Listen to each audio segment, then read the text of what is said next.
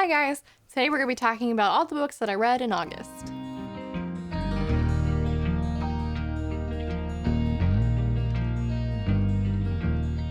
So I had a plan going into August. I had a TBR all set. I went a little off course this month, and that is because I read the entirety of the Acotar series when I was only supposed to read the first one, but you know, sometimes you just start a series and you can't stop. It's all you want to read. It's all you can think about. I did manage to read more than just those books this month, so I will walk you guys through what I was able to get to. Starting off the month, I read The Ones We're Meant to Find by Joan He. This was a recent Owl Crate book. So this is a special edition. The colors are slightly different and it's signed by the author, which is very cool. I gave this one 3 stars. It was a sci-fi, which is not my normal like comfort zone genre, but I was hoping it would be kind of more of like a light sci-fi, and it was. I don't know, it fell a little flat for me. The story follows 2 sisters, C and Casey. C is on an abandoned island all by herself, and there's like a robot as well, but like she's really just trying to like survive and get back to her sister. And Casey lives in a place called an eco city, which is sort of like a floating city where all the residents are trying to sort of conserve as much energy and stuff as possible, reduce their carbon footprint and stuff like that, because their world is ravaged by climate crises and just natural disasters. So I think this is really good if you like sort of climate related science fiction. But I don't know, just like the central sort of like mystery it didn't pan out the way that like I wanted it to, and it had a bit of an open ending, and it was fine. I just don't think this book was particularly for me. Again, I'm still trying to get a little bit more into sci-fi. This just wasn't my favorite. Beautiful cover, though. I know everyone said that. It's one of the most gorgeous covers, I think, of a book that's come out this year.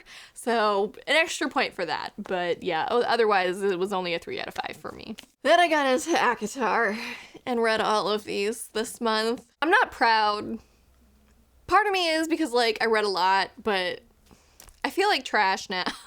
I did film 2 vlogs for these books, if you're curious to hear my in-depth thoughts about each one. I broke it up. The first vlog follows me reading the first 2, and the second vlog follows me reading the second 2.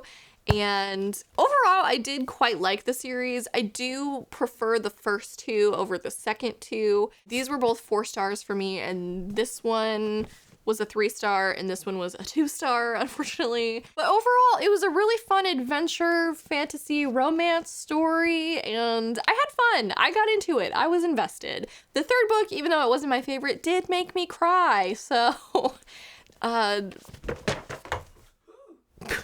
dropped that into my cat's water bowl. It's fine. It was the worst book in the series, so oh well. And in case you don't know, this series follows a young woman named Feyre Archeron who is mortal, and she lives really close to the sort of wall that divides the mortal realm from the fairy realm, and she ends up sort of in this situation where the first book in particular is a Beauty and the Beast retelling. She ends up in a situation where she kills a fairy, and that fairy's High Lord comes and demands a life for a life, and she must go to the fairy realms sort of in exchange for the life that she took from the fairy realm, and live there in the Spring Court with the High Lord Tamlin. There is a curse that is frequently talked about, but you know almost nothing about for most of the way through. But I thought this was really fun. There's a really cool sort of like trials element at the end. The last half of the book was so thrilling, and I had so much fun reading it. So I gave this one 4 out of 5. It was a lot of fun. Her writing style is not my favorite, and that's the weakest link I think in the entire series. But the first 2 I think are probably her strongest, weirdly. So yeah, this was a 4 out of 5 for me, as was this one. And this one's more of like a Hades Persephone retelling. And I think it does a really good job at sort of following Feyre's mental health journey. She goes through some really traumatic stuff in the first book, and rather than sweeping all that under the rug, Sarah J. Maas actually explores her psyche and like sort of why she feels that way, and sort of follows her recovery in that sense. And this one was so fun. Again, this one was like, I flew through it. It's bigger than the first one, and I think I read it faster than the first one because I couldn't put it down. I really love the characters that are introduced in this one as well. I don't want to say too much because I don't want to spoil the series if you haven't read it, but this is, I think, sort of the popular opinion, like, best book of the series. I don't know. I still really liked the first one a lot. These are kind of tied in my brain for which one is the best in the series. But this was a lot of fun, and I can see why people love this one so much. I couldn't put it down. The third book got a little messier, I think, pacing-wise. There is a really strong sort of found family element in this one that I really quite enjoyed. I thought that was probably the strongest part about this book. It's also sort of the culmination of the previous two books. There's this event that this book and the past two books are sort of all working towards, and the payoff for that was quite satisfying. I did enjoy that, and it felt like sort of the end of Feyre's story.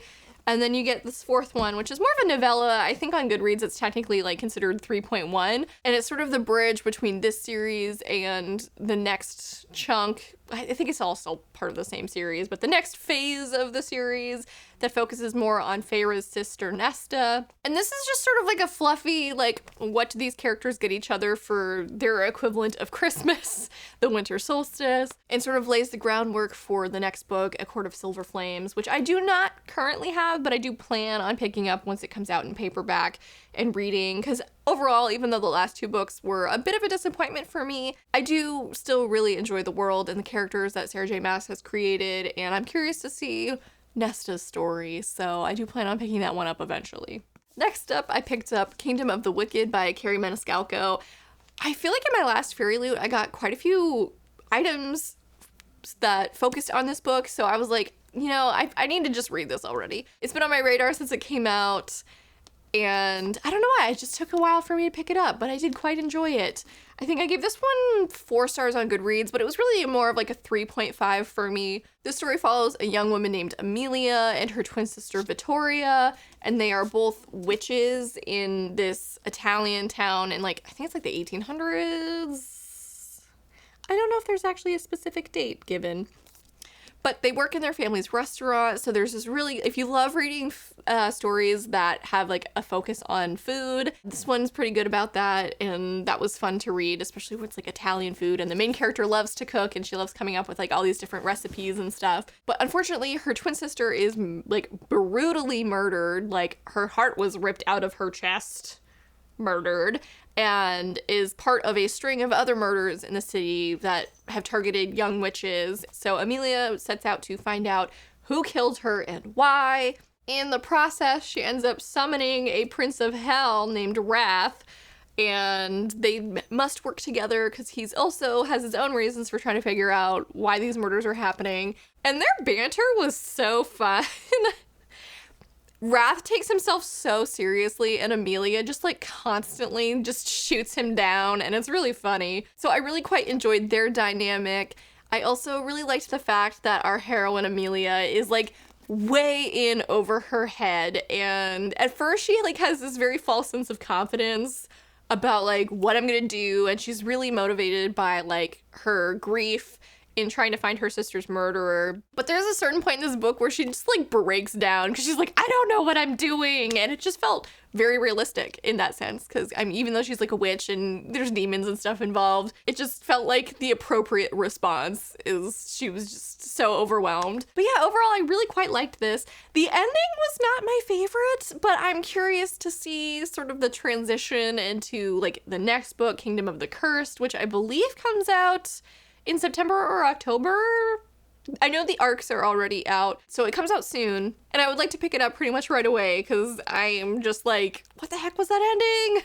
But yeah, overall, this was a really fun and fast read, and definitely recommend. It was a lot of fun. I also picked up Kristen Hanna's The Great Alone this month, and I have complicated feelings about this one. This story follows a young girl named Lenny in the 1970s, and her war veteran / POW father, Ert, I think was his name, who drags his family into sort of the wilderness of Alaska to sort of homestead out there and kind of be a little bit more under the radar, I guess. I don't know. Ert is very haunted by his experience as a prisoner of war.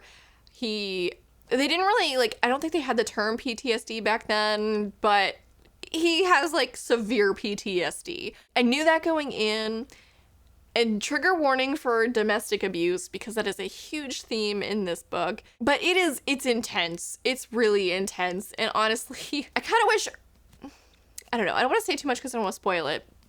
But Ernst is just like, there's no redeeming qualities about him. And that kind of frustrated me because he was very single-noted, I think, in that regard. There was no nuance to the situation. He was just like abusive as hell. And I don't think that PTSD is really like 100% to blame for that.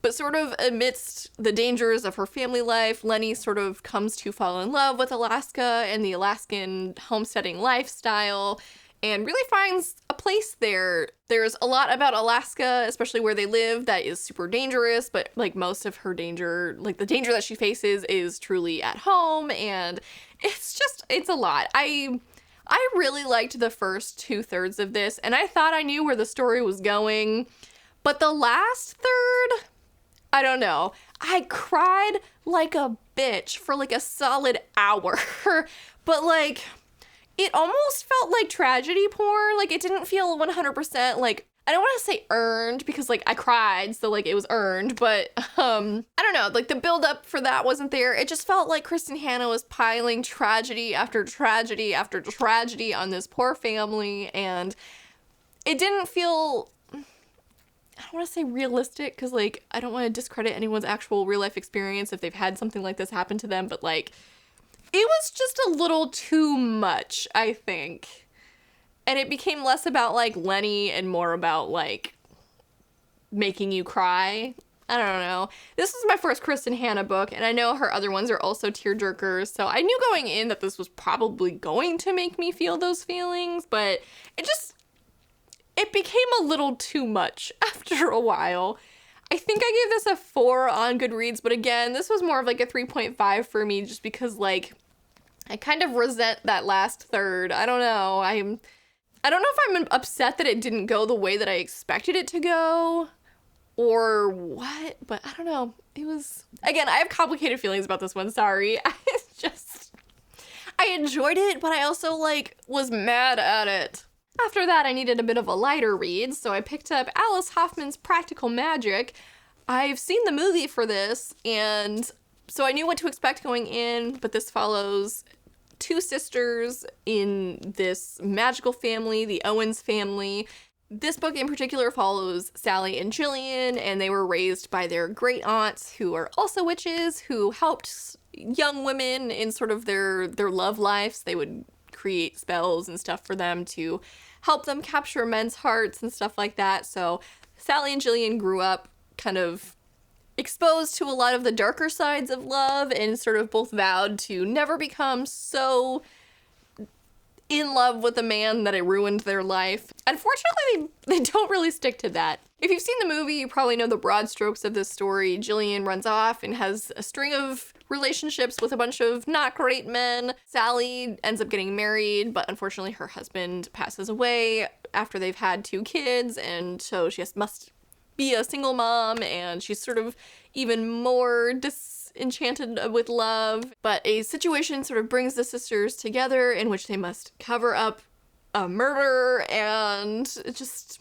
sort of a string of events after that are all a little wacky and magical. The last bit definitely diverges a lot from the movie. I've read a lot of reviews that say that they liked the movie a lot better. I feel like a lot of people have like very strong connections to the movie because they grew up with it, or like they watched it every year around Halloween.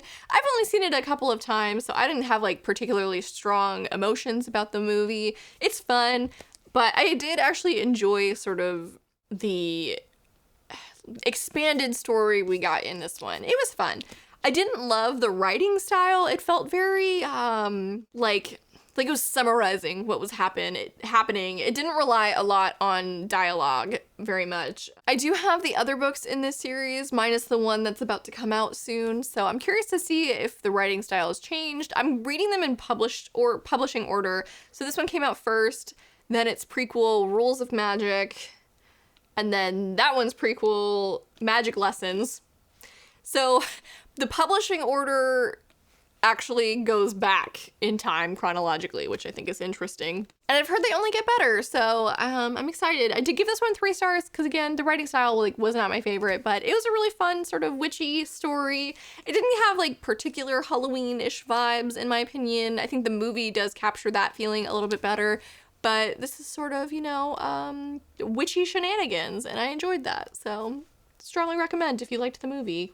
And finally this month, I picked up the only graphic novel I managed to get to, and that was Brandon Sanderson's The Dark One. And this sort of takes the chosen one hero trope and flips it on its head. It follows this man named Paul who lives here on Earth, but he's kind of like constantly plagued with like mental issues. He sees this hallucination of a girl who calls herself his sister, even though he has no memory of actually having had a sister. He also sees visions of this other dark world. Basically, he is this other world's predetermined dark one, and he must become that world's villain. And I thought this was really cool. Like, the concept is so interesting. And I love that sort of flip on that chosen one trope a lot. And even though he is the dark one, it's not quite as like black and white as it may seem. And I really enjoyed it. Like, you know, he has this role he has to step into, but like he does it in his own way, which I think is really cool. And then like the good side of this narrative isn't quite as good as they may seem. So I don't know, it was so cool. I am very curious to pick up the next one when it comes out, because it definitely leaves off on a bit of a cliffhanger. And my one complaint with this is I actually would kind of prefer if it was just a traditional novel. I was missing a sense of sort of prose. I feel like that would have filled in gaps in my knowledge about this other world, because some things were just sort of like a leap from one thing to the other, and I was like, wait, what's happening? So I do kind of wish it was like had more of a narrative, I guess, in that sense. But I think the story is so cool. I would love to see an adaptation of this. I think it might be kind of a lot because this magical world is like very high fantasy, but I think it would be so cool. And again, the concept is just so cool. So I've said cool like 5 times now in a row, but I don't know, I really liked this. And this was, I think, actually my first like Brandon Sanderson work that I've picked up. I do have a couple of the Wheel of Time books that he's written, but I haven't gotten to them yet. And I have Starsight and Skyward, but I haven't read those yet either. So my first impression of Brandon Sanderson was really positive. I enjoyed it a lot, and I think he created a really interesting world and sort of central mystery. Like, why is this happening? Why does this magical world pull its sort of hero and villain figures from Earth? It was really cool. So I think if you like graphic novels and if you like Brandon Sanderson especially, I would definitely recommend this, because it was fun, and I'm really excited to see what the next volume brings. And I gave this 4 stars on Goodreads. So yeah, that's all the books that I read this month. In my brain, I felt like I hadn't read a lot because I read the Acotar series sort of back to back to back to back, and that just felt like sort of one long story. But I'm pleasantly surprised at how much I was actually able to get to. I didn't finish my entire TBR, unfortunately, but I do hope to read those leftover books in this upcoming month. And overall, I really enjoyed it. The only book I didn't love this month was A Court of Frost and Starlight, so I think overall that's pretty positive. Let me know down in the comments below, have you read any of these books? What did you think? I'd love to talk about them. I read some really cool books this month. So yeah, thank you guys so much for watching. Feel free to follow my socials down in the description box below, like this video, and subscribe to my channel if you haven't already, and have a wonderful day. Bye.